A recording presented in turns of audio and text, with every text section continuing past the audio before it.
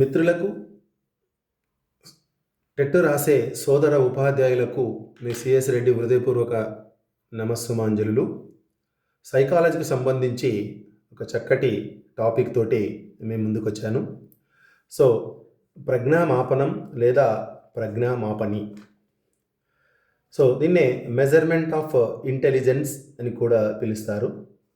వ్యక్తుల యొక్క తెలివితేటలు, మానసిక సామర్థ్యాలను అంచనా వేయడానికి ఉపయోగించే పద్ధతి లేదా సాధనాన్ని మనం ప్రజ్ఞామాపని అంటాం.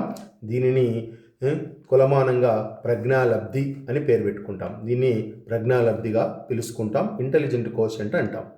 సో ఈ ప్రజ్ఞాలబ్ధి గురించి ఫ్రాన్స్ దేశంలో పిల్లల యొక్క పర్ఫార్మెన్స్ అంచనా వేయడం కోసం చదువులో పిల్లలు ఎందుకు వెనకబడతా ఉన్నారు అని అక్కడ ప్రభుత్వం ఒక కమిషన్ నియమించింది. అందులో బీనే మరియు సైమన్లు కలిసి ప్రజ్ఞాలబ్ధిని పైన విశేషమైనటువంటి సేవ చేయడం జరిగింది.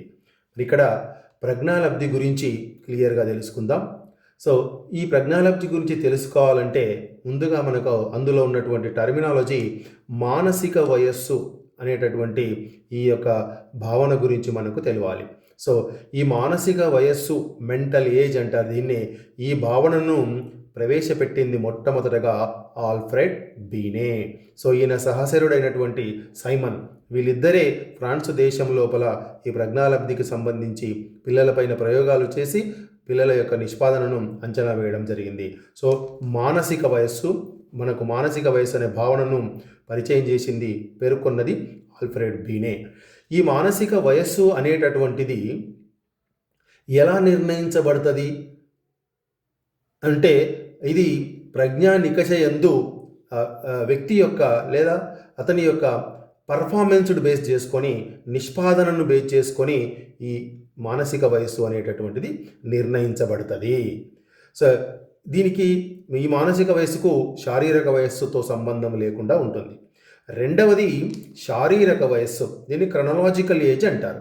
సో ఇది తెలుసు మనకి, పుట్టినప్పటి నుంచి లెక్కించే వయసును మనము శారీరక వయస్సుగా చెప్పుకుంటాం. మరి ఈ మానసిక వయస్సు, శారీరక వయస్సుల యొక్క నిష్పత్తిని 100 చేత గుణిస్తే వచ్చేదే ప్రజ్ఞాలబ్ధి అని మనకు చెప్పినటువంటి శాస్త్రవేత్త స్టెర్న్ దీన్ని ఇంటెలిజెంట్ కోషెంట్ అంటాం. MA/CA × 100. MA/CA × 100. సో మానసిక వయస్సును శారీరక వయస్సుతో భాగించి వచ్చినటువంటి దానిని 100 చేత మల్టిప్లై చేసుకుంటే వచ్చేదే ప్రజ్ఞాలబ్ధి అని మనకు మొదటగా తెలియజెప్పింది స్టెర్న్. అయితే మరి ఈ ప్రజ్ఞాలబ్ధిని మొట్టమొదటగా ఉపయోగించింది మాత్రం అమెరికా దేశానికి చెందినటువంటి టర్మన్. సో మిత్రులారా, సో ఇక్కడ ప్రజ్ఞామాపనికి సంబంధించి ప్రజ్ఞాలబ్ధి అనేటటువంటిది చాలా ముఖ్యం. మరి ఈ ప్రజ్ఞాలబ్ధిలో ఉన్నటువంటి అంశాలు మానసిక వయస్సు, శారీరక వయస్సు అంటే ఏంటి, మరి మానసిక వయస్సును అనేటటువంటి ఈ భావనను మనకు మొదటగా పరిచయం చేసినటువంటి వ్యక్తి ఆల్ఫ్రెడ్ బీనే. మరి ప్రజ్ఞాలబ్ధికి సూత్రాన్ని ప్రవేశపెట్టింది స్టెర్న్. మరి ప్రజ్ఞాలబ్ధిని మొట్టమొదటగా ఉపయోగించింది అమెరికా దేశానికి చెందినటువంటి టెర్మన్. సో ఈ విధంగా వీరి ముగ్గురి పేర్లు మాత్రం తప్పకుండా గుర్తుపెట్టుకోవాలి. సో నెక్స్ట్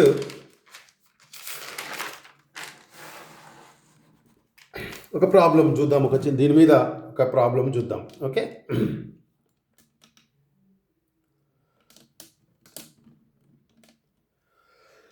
సో రాహుల్ అనే విద్యార్థి శారీరక వయస్సు 10 సంవత్సరాలు. అతడు 14 సంవత్సరాల వారికి ఉద్దేశించినటువంటి పరీక్షను సాధించాడు. అయితే రాహుల్ యొక్క ఇంటెలిజెన్స్ కోషెంట్ ఎంత అంటే ప్రజ్ఞాలబ్ధి ఎంత అంటాడు. సో చూడండి, ఇక్కడ రాహుల్ యొక్క శారీరక వయస్సు అంటే క్రొనాలజికల్ ఏజ్ 10 సంవత్సరాలు అవుతుంది శారీరక వయస్సు. కానీ మెంటల్ ఏజ్ ఎంత? 14 సంవత్సరాలు. అంటే 14 సంవత్సరాల పిల్లల కోసం ఉద్దేశించబడినటువంటి పరీక్షను అతడు సాధించడం జరిగింది. కాబట్టి అతని యొక్క మానసిక వయస్సు అనేటువంటిది 14 ఇయర్గా తీసుకోబడింది. సో ఇక్కడ ఐక్యూ ఇంటెలిజెంట్ కోషెంట్స్ వచ్చి MA/CA × 100. So that is equal 14/10 × 100. So ఈ 0 క్యాన్సల్, 14 × 10 140. సో ఇక్కడ రాహుల్ యొక్క ప్రజ్ఞాలబ్ధి ఎంత ఉంది అంటే 140 ఉంది, 140%. సో చెప్పుకోవచ్చు మనం ఇక్కడ. సో ఇక్కడ ఒక టేబుల్ ఉంది మిత్రులారా. ఈ టేబుల్ చాలా ఇంపార్టెంట్ టేబుల్.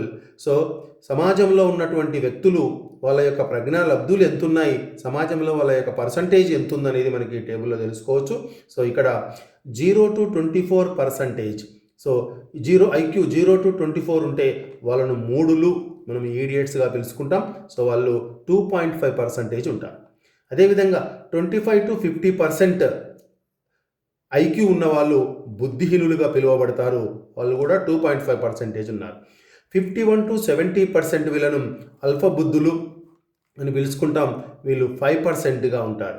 71 to 90% వీళ్ళు మందబుద్ధులు, అంటే సగటు కంటే తక్కువ ప్రజ్ఞ కలిగినటువంటి వాళ్ళు ఉంటారు, వీళ్ళు బిలో యావరేజ్ అంటారు వీళ్ళు 19%గా మనం చెప్పుకుంటాం.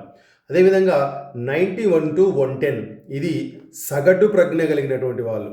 సో వీళ్ళు 48% ఉంటారు, 48%. మీరు ఇక్కడ సగటు ప్రజ్ఞ కలిగినటువంటి వాళ్ళని గుర్తుపెట్టుకోవాలంటే 91 ప్లస్ ఈ 110, సో ఈ రెండు కనుక మనం కూడుకున్నట్లయితే 200 అవుతుంది, యావరేజ్ 100 వస్తుంది. సో 100 వస్తుంది కాబట్టి దాన్ని మనకు ఇక్కడ 100 వచ్చింది కాబట్టి దాన్ని మనం సగటు ప్రజ్ఞ కలిగినటువంటి వాళ్ళుగా ఇదొక గుర్తుగా మనం గుర్తుపెట్టుకోవచ్చు. సో నెక్స్ట్ వచ్చేసి 111 to 120, అంటే సగటు కంటే ఎక్కువ ప్రజ్ఞ కలిగినటువంటి వాళ్ళు వీళ్ళు 21% ఉన్నారు. సో అదేవిధంగా 121 to 140 వీళ్ళు ఉన్నత ప్రజ్ఞ గల వాళ్ళు 3.1% ఉన్నారు. సో 141 అండ్ అబోవ్ ఉన్నటువంటి వాళ్ళు అత్యున్నత ప్రజ్ఞ కలిగినటువంటి వాళ్ళు. అంటే మనకు చూస్తే ఇక్కడ సగటు ప్రజ్ఞ కలిగినటువంటి వాళ్ళే మనకు ఎక్కువగా దాదాపుగా 50% వరకు వాళ్ళే యావరేజ్ ప్రతిభ కలిగినటువంటి వాళ్ళు ఉంటారు. సో ఇక్కడ మనకి పై లెక్క చూసుకున్నట్లయితే రాహుల్ యొక్క ఎంత వచ్చింది, 140 వచ్చింది. అంటే ఇక్కడ రాహుల్ ఉన్నత ప్రజ్ఞ గలవనేటువంటిగా మనము చెప్పుకోవచ్చు. సో ఈ విధంగా ఈ టేబుల్లో ఖచ్చితంగా టేబుల్ కానీ అవతల ప్రజ్ఞామాపనికి సంబంధించినటువంటి ముఖ్యమైనటువంటి భావనలు ఎవరెవరు ఏ విధంగా చెప్పిండ్రు, ప్రజ్ఞాలబ్ధి ఎలా వచ్చింది అనేటువంటి విషయం మీద తప్పకుండా ఒక క్వశ్చన్ రావడానికి అవకాశం ఉంటుంది. కావున దయచేసి మీకు ఈ వీడియో కనుక నచ్చితే లైక్, షేర్, సబ్స్క్రైబ్ చేయవలసిందిగా కోరుతూ మరొక మంచి యూనిట్ తోటి మంచి టాపిక్ తోటి మీ ముందుంటాను. మీ CS Reddy. Okay, thank you.